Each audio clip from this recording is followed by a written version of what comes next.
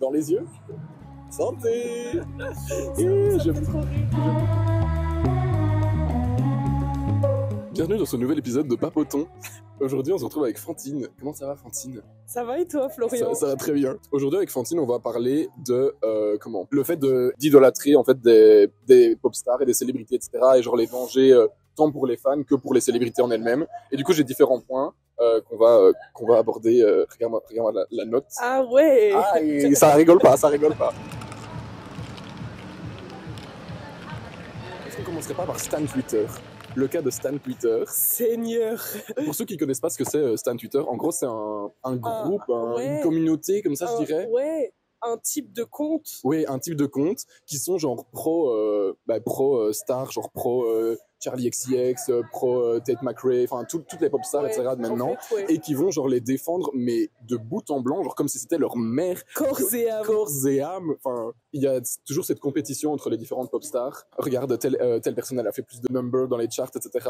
À son album, il a flop. Regarde comparé à elle. Blablabla. Genre là, par exemple, un exemple clé, c'est Coachella. Le Coachella de Gaga qui a eu lieu il y a quelques jours, oui. Il le compare sans cesse au Coachella de Beychella. Et ils sont là en mode, oui, comment vous pouvez dire que genre Beychella est beaucoup mieux, etc. Elle a juste dansé sur des étagères. Je suis en mode, mais... Et moi, c'est surtout le truc de Stan Twitter qui idolâtre le genre Unico, qui vraiment va la défendre genre corps et âme comme si c'était leur daronne. Ouais. Genre des fois, il y avait même des adresses qui foutaient en mode, fais pas le malin et tout, on sait où t'habites, alors que... Enfin, on parle de pop stars, genre de pop stars qui ne te connaissent probablement même pas. D'ailleurs, si je peux me permettre, c'est quand même toujours des femmes qu'on met en compétition. Tout le temps. C'est toujours des femmes. Et oui, un autre exemple, c'est une des communautés stan les plus engagées. Mm-hmm. C'est la communauté de Taylor Swift. De Taylor Swift, parlons-en. Les Swifties, parlons-en. Désolé, les Swifties, hein, mais...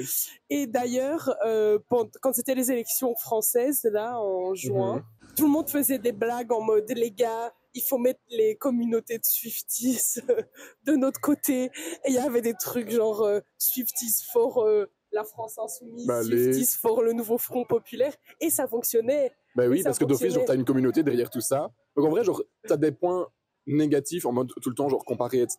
Mais t'as aussi les points positifs de se dire, si t'as besoin d'un énorme rassemblement pour une certaine cause. Comme je disais, c'est tout le temps des femmes, et j'ai l'impression, pour les points négatifs, que c'est quand même toujours hyper misogyne. Genre, mais je reviens sur Taylor Swift, mais l'année passée, avec Brat, entre Charlie et Taylor, et à chaque fois, les deux communautés insultaient la mère de Charlie XX. Mais ça va super loin. Hein. Ouais. Il y a toujours ce truc de trouver genre de qui parle la chanson. Genre tu vois, il y avait une chanson, je crois que c'était Sympathy is a Knife. Ouais. Et en gros, c'était en mode it is Taylor Shade, nanana, regarde, elle parle de ça. Alors que tu vois, l'artiste qui a fait la chanson n'a aucun bif avec jamais personne. Et c'est les comptes de différentes personnes qui et sont ça alimente peut-être les bifs dans la vraie vie aussi. Non, en vrai, j'allais comparer avec le truc de Girls Song Confusing avec Lord qui est venu sur le remix. Qui a workout on the remix. She work it out. Soulever un point qui m'intéressait, c'était le lien entre politique et célébrité. Un des grands moments où je pense qu'il y a eu un shift en fait de cette idolâtrie, de cette idolâtrie des stars, c'est lorsque le génocide à Gaza a commencé en octobre 2023. Et là, on a vu véritablement des stars qui signaient les listes pro-Biden, comme quoi Israël était un État indépendant et que, enfin, genre qui était genre pro-Israël, les sionistes, etc. Les zionistes. Je vais le franglish. Et les gens se sont rendus compte. En fait, on idolâtre des gens qu'on connaît pas, on connaît pas leurs idéaux, on connaît pas ce pourquoi ils se battent. Mais je reviens, en fait, je veux pas revenir avec Taylor Swift à chaque fois, mais c'était un peu le truc où je l'aimais vraiment bien. Avec ma petite sœur, on l'écoutait beaucoup. Ouais. À un moment donné, cousine, t'as tellement de pouvoir et tu te prononces pas. Exactement. Donc il faut aller se faire foutre. Et moi, ça m'a un petit peu dégoûtée de ça. Alors, est-ce qu'elle a vraiment du pouvoir ou pas Mais même si elle a pas de pouvoir, elle a une voix.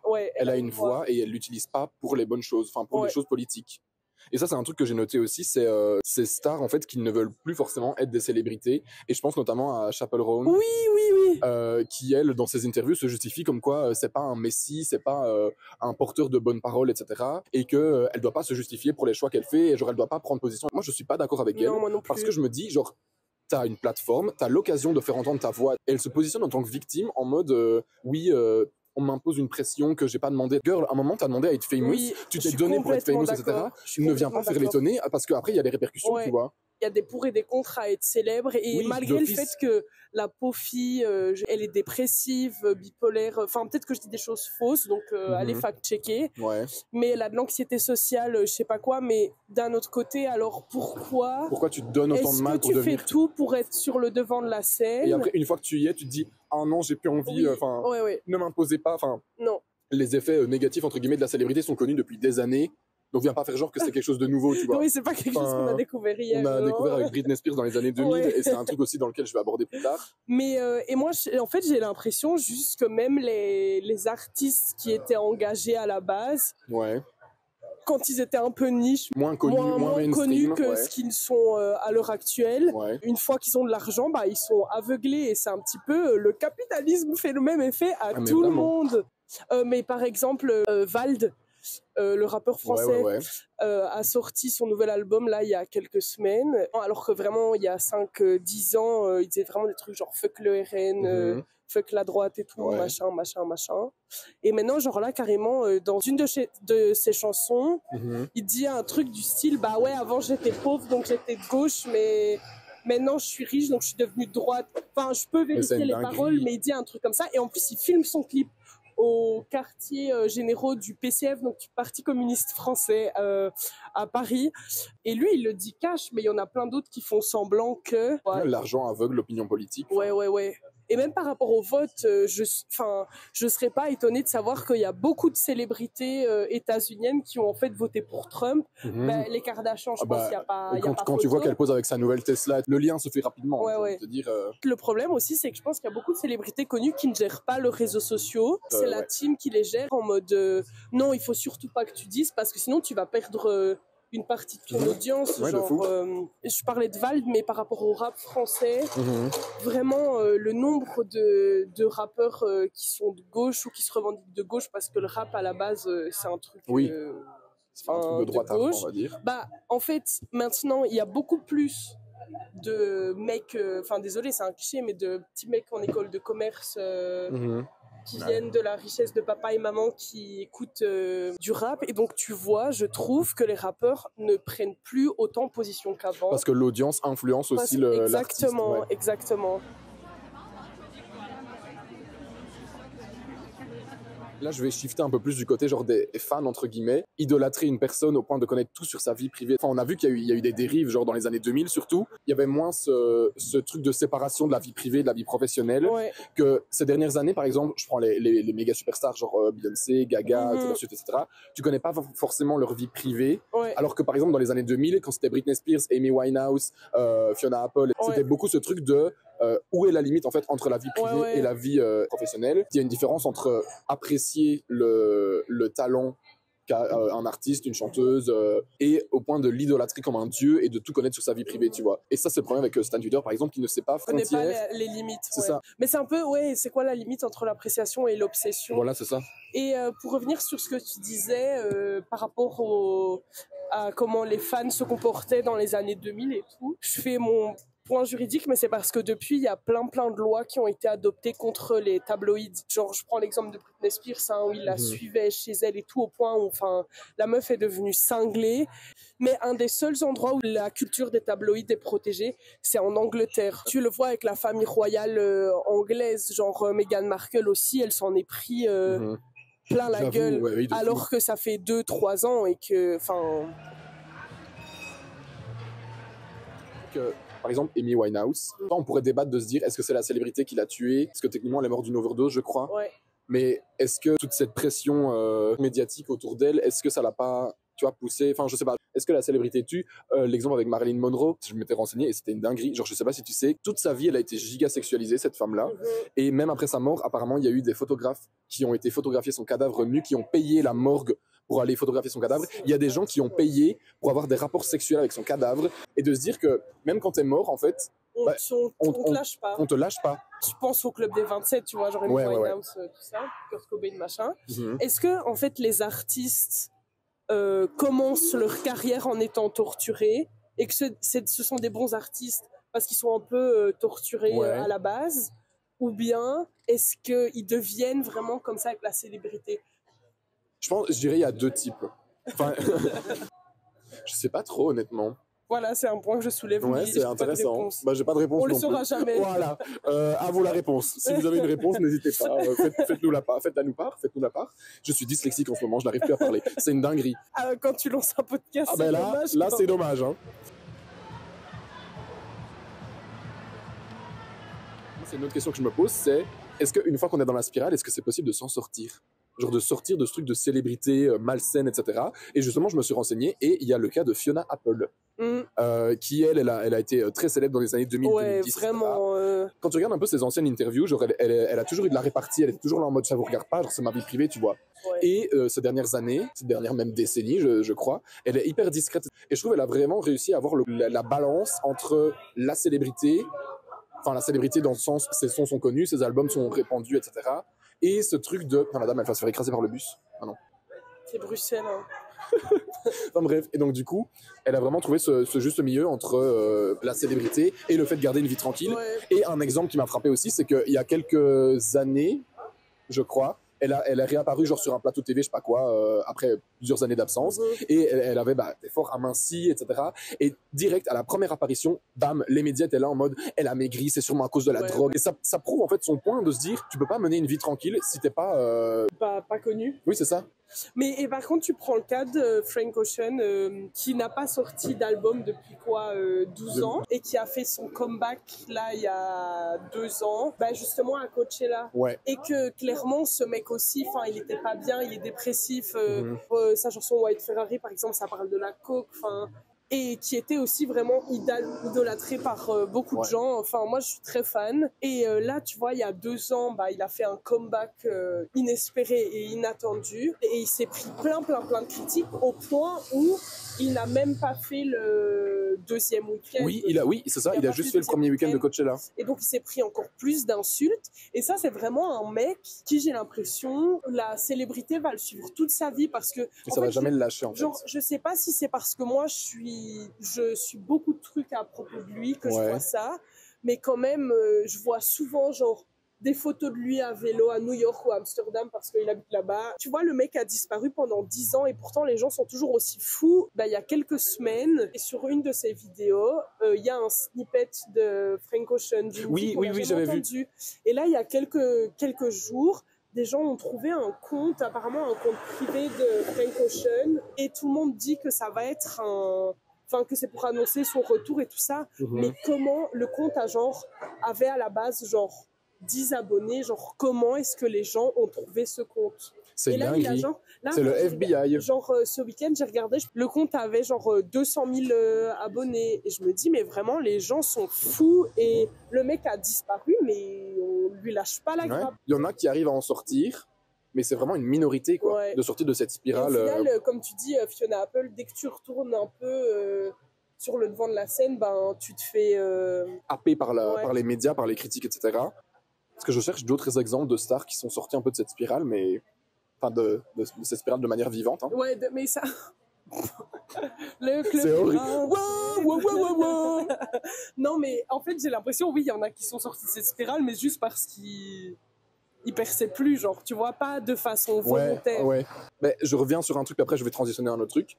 Le fait que dès que les artistes atteignent un certain âge ou un certain niveau, entre guillemets, de non-fame, entre guillemets, hop, à la trappe. Ouais, c'est ciao. Merci d'être venu et... J'ai pas d'exemple en particulier, mais ça m'a fait penser, je parlais par exemple The Substance, vraiment, le film de Substance. Si vous l'avez pas vu, mais qu'est-ce que vous attendez? Allez-y, vraiment... les yeux fermés, et peut-être garder les yeux fermés pendant une partie du film si vous êtes sensible. Mais allez-y, les yeux fermés, gardez-les fermés.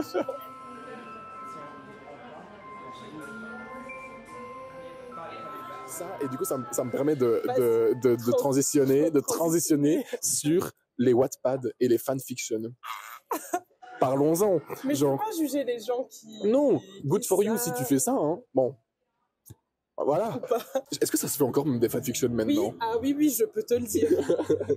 Je le sais de source sûre, j'en ai vu de mes propres yeux. C'était un peu la mode de Wattpad, donc dans les années, les One Direction.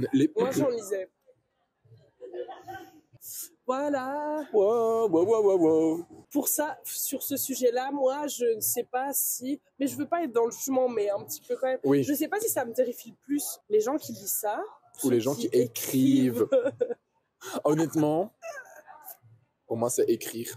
Ça me fait revenir à un autre truc. C'est des edits qui sont manipulés avec l'IA pour montrer genre deux personnes qui s'embrassent ou des trucs comme ça, genre deux stars ou des trucs comme ça. Merci Dieu, sinon je n'arriverais plus à dormir et ce ne serait pas à cause du mémoire. Il y a de cela 10 ans, les gens écrivaient des fanfictions sur Wattpad, etc., entre telle et telle personne. Maintenant, avec l'IA, les outils vidéo, etc., jusqu'où est-ce que ça peut aller, tu vois? Comment ça s'appelle, les deepfakes? Ouais, ben voilà. Tu vas peut-être faire une chanson et tout, et tu vas te retrouver genre sur la tête d'une meuf qui fait du porno alors que tu écrivais juste une chanson pour parler de la nature. Enfin, ça peut aller super vite. Ça doit faire peur en vrai d'être une célébrité, honnêtement. Ouais. Personnellement, je pense que j'aimerais bien, parce que je suis... je suis une attention whore. Ouais. That's why. Je suis très égocentrique. Et que j'adore avoir une audience, mais... Ah ouais, tu vas avoir une audience sans être famous. Moi, j'aurais une audience pour le podcast Papoton. Je serais pas famous pour autant. Hein. Enfin bref. Tu vas percer. Ouais. Non, mais les fanfictions, moi, je sais pas quoi. Je trouve ça terrifiant. J'ai pas vraiment d'avis constructif sur la chose. Ça touche plus une jeune génération, comme tu dis, genre peut-être ta petite sœur ou quoi. Parce que nous, on a un peu ce degré de recul de se dire, bon, c'est du second degré, blablabla, mais... Toi, est-ce que des jeunes adolescents, genre 12, 13, 14 ans, est-ce qu'ils ont ce degré?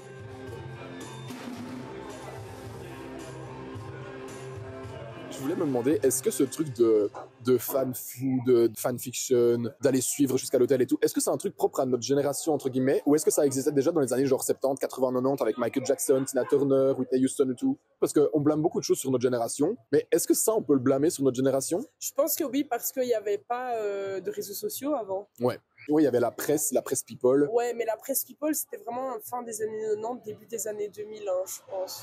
C'est vrai. Enfin, je sais pas comment expliquer, j'ai l'impression qu'il n'y avait pas du tout ce même rapport aux personnes célèbres. Ouais. Peut-être que je me trompe, j'ai pas vécu dans ces années-là, je suis en 2002, donc...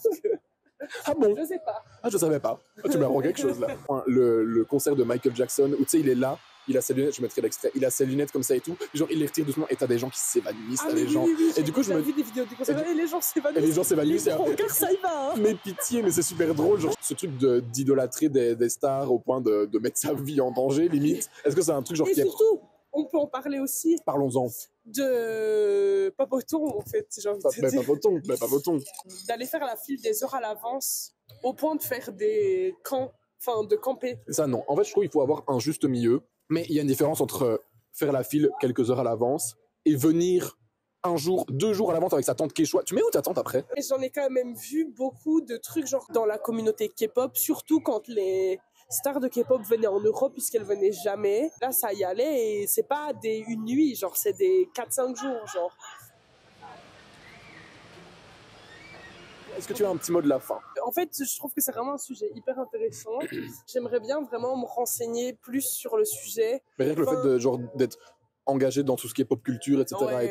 Genre t'as d'office déjà un peu ce truc de réflexion que tu peux avoir par toi-même avec ce que tu vois sur les réseaux, ce que t'apprends. Mais parce que j'ai l'impression qu'on a soulevé beaucoup de questions, mais de questions qui restent sans réponse. Eh bien, ce sera pour une deuxième saison. Une deuxième saison de Papoton.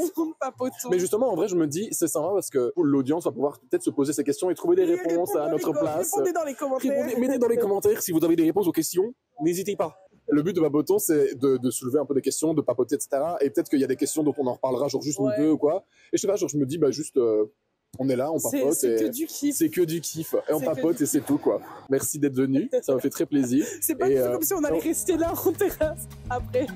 À bientôt. C'est fini. Finito.